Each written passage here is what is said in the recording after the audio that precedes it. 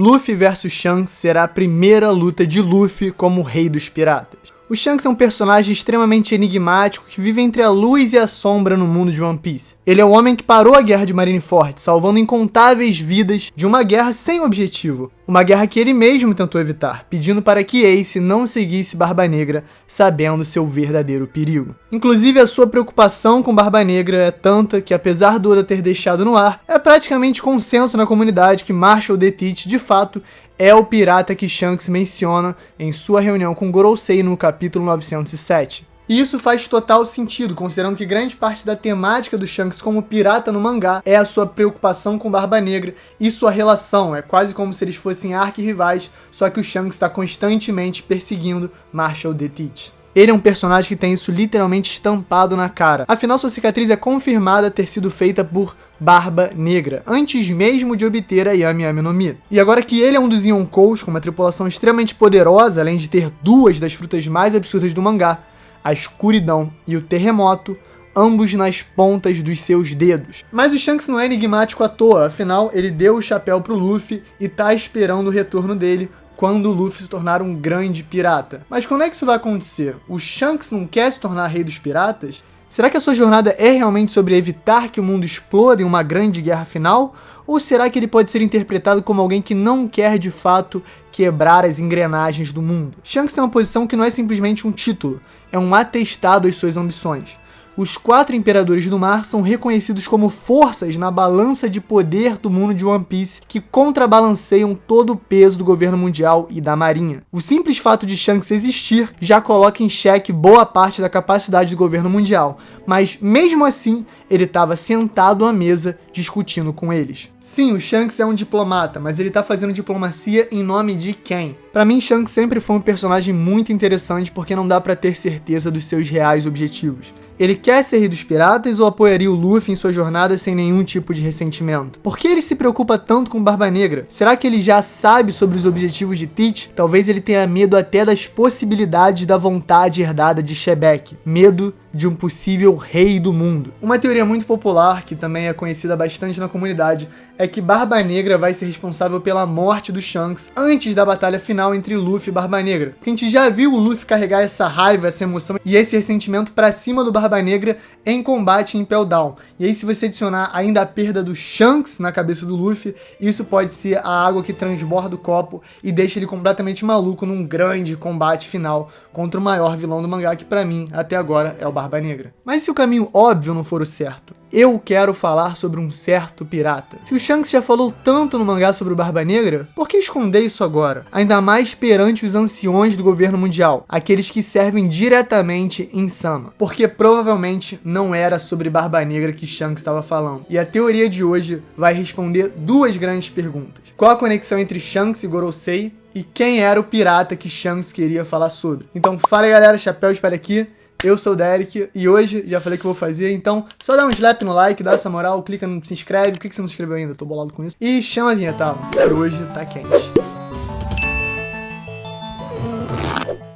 Para começar a responder essas perguntas, temos que voltar para o mistério do século perdido e a história verdadeira de One Piece. No capítulo 507, Rayleigh revela saber toda a história, mas ele faz isso de uma maneira bem interessante. Existem falas específicas que realmente fazem a gente refletir sobre o significado. Ele fala que a Robin e o Chapéu de Palha não deveriam ficar ansiosos com a descoberta de toda a história, que eles meramente deveriam ir um passo de cada vez. Ele fala diretamente que os piratas do Roger e o povo de Ohara foram um pouco apressados. Obviamente ele não está justificando a perseguição que tanto os piratas do Roger quanto principalmente Ohara sofreu, mas é bem curioso ele falar sobre estarem sendo apressados e ansiosos. Aparentemente o tempo é uma coisa muito importante para essa descoberta da história e é isso que ele está preocupado quando ele manda a mensagem para os Chapéus de Palha. E aí vem a parte mais interessante. O Rayleigh fala para Robin que mesmo que ele contasse tudo para os Chapéus de Palha agora, do jeito que eles estão,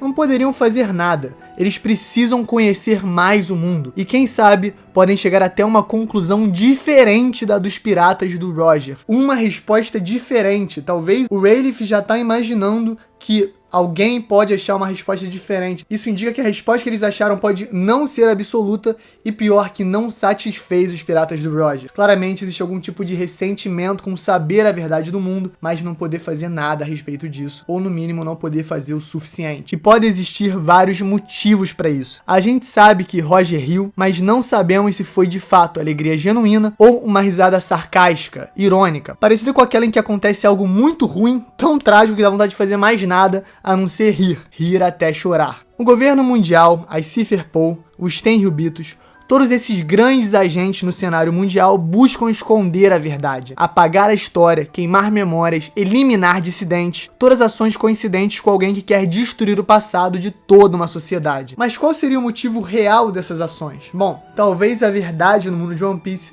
seja simplesmente perigosa ou cruel demais para o cidadão médio saber, sem que gere um grande mar de fogo, destruição e revolta em toda a sociedade, e assim ceifando ainda mais vidas do que a opressão cotidiana do governo mundial ceifa. E talvez seja por isso que Shanks se considera o grande diplomata no mundo, trabalhando com qualquer lado para evitar um conflito em que simplesmente muitas vidas sejam perdidas, assim como fez em Marineford. Só que ele pode estar em um jogo de poder ainda mais complicado. Às vezes você acha que está por trás do tabuleiro, mas na verdade é somente mais um peão. No capítulo 395 de One Piece, nomeado Ohara versus Governo Mundial, o professor Clover começa a revelar informações muito importantes sobre a história, e conforme o tom vai aumentando, a tensão cresce e ele vai finalmente revelar o nome do reino antigo, que é a chave para...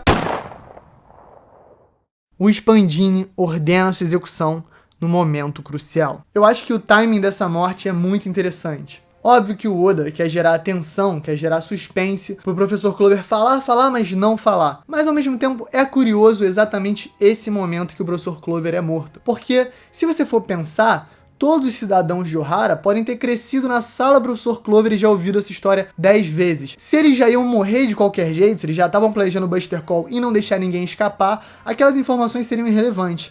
Mas logo antes do professor Clover revelar, o Spandini ordena que os agentes da Cipherpol matem ele. Por que nesse momento? Porque mesmo que todos os cidadãos de Ohara já tivessem ouvido, ainda tinha gente naquela situação que não poderia ouvir a verdade do mundo. Não poderiam ouvir nem o nome do reino antigo. E essas pessoas são os próprios agentes da Cipherpol. O governo mundial tem um controle tão forte em cima dessas informações que eles não confiam elas nem mesmo aos agentes que trabalham para eles. Às vezes a gente pensa que está por trás do tabuleiro, mas na verdade somos só mais um peão. Logo depois da Guerra dos Melhores, no capítulo 594, temos um painel duplo super interessante dos Gorosei discutindo o estado do mundo. Eles até falam diretamente sobre Luffy e Jinbe. E ao discutirem a preocupação deles com a ascensão do Barba Negra, eles em momento nenhum sugerem nenhuma ação direta. Eles não pensam em tomar territórios no Novo Mundo ou tentar usar a marinha na instabilidade para ganhar poder. Na verdade, eles simplesmente falam que o único poder que pode lidar com isso no momento são os Yonkou e torcem para que Marco e remanescente do Barba Branca consigam parar a ascensão do Barba Negra. Isso é até um foreshadow para a Guerra dos Remanescentes, que acontece um ano depois, e é justamente o conflito que acaba consolidando Barba Negra como um dos 4 Yonkous. Isso mostra que eles estão satisfeitos ou acomodados com a maneira que o Novo Mundo é governado. Se forem piratas, criminosos violentos que já são odiados pela sociedade, fica mais fácil de agir contra qualquer insurreição. Afinal, você não teria rebelião por dentro, não teria chance dos marinheiros normais baterem de frente com algum segredo escondido do mundo e pensar em revelar a verdade para todos. Assim como Spandini agiu em Ohara,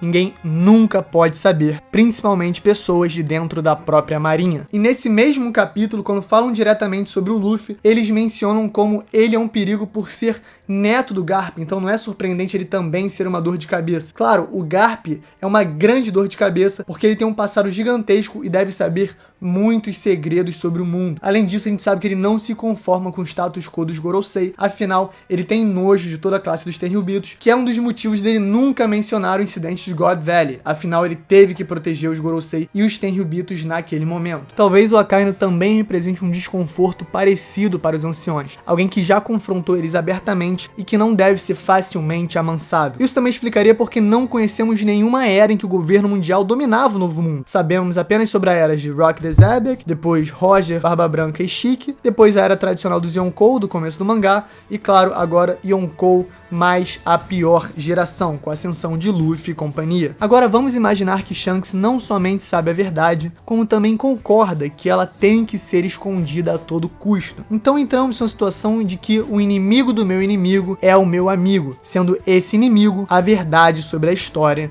em One Piece. E aí, nesse momento, só nos resta discutir quem é o pirata que Shanks discutiu com o Gorosei. A gente sabe que o Barba Negra simplesmente encaixaria, afinal, ele é o cara dito como o mais provável de matar Shanks. Mas algo que é interessante nesse momento é o tempo dessa situação. Por que ir naquele momento avisar os Gorosei sobre o Barba Negra e não antes? A qualquer momento ele podia ter tido essa discussão antes mesmo até de falar com Barba Branca. E mesmo sendo a resposta mais popular, e talvez seja só a melhor resposta, como o Lipe elencou no vídeo de sexta passada, eu acho que, na verdade, não é o Barba Negra. A resposta só pode ser Monkey D. Luffy. Logo depois de Whole Cake Island, o Shanks simplesmente viu aquilo como um sinal de que a reunião entre eles aconteceria em breve. E esse momento será o momento em que Luffy se tornará Rei dos Piratas. Talvez o Shanks estivesse com o Gorosei falando que ele lidaria com o Luffy pessoalmente. Algo do tipo, deixa o Luffy comigo. Mas, ao invés de simplesmente matar o Luffy ou agredir ele na verdade pretende coroar Luffy como Rei dos Piratas e passar também um manto de novo diplomata, aquele que guarda o equilíbrio dos poderes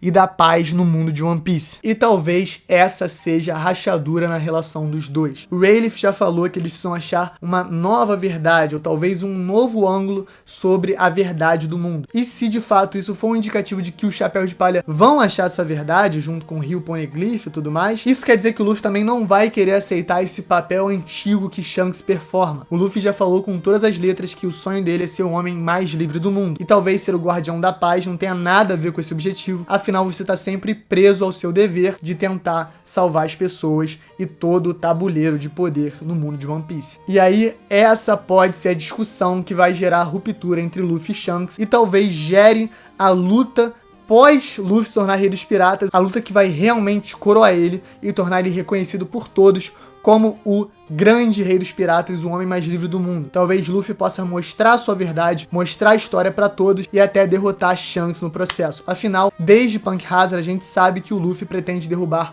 os 4 Yonkous e Shanks também seria o último. Então, nesse momento, Shanks versus Luffy se torna a luta mais esperada e também com um significado muito especial e um motivo todo concatenado para ter uma ruptura entre os dois, afinal, eles são grandes amigos ou no mínimo mentor e aprendiz, mas quando Luffy se torna Rei dos Piratas, nada disso mais vai importar. Esse foi o vídeo, comenta aí se você curtiu, deixa o like, se inscreve, vê os vídeos que estão passando aqui, live todo domingo, vídeo todo dia, dá essa moral pra gente, não vai ter pó de palha hoje, e é isso galera, valeu!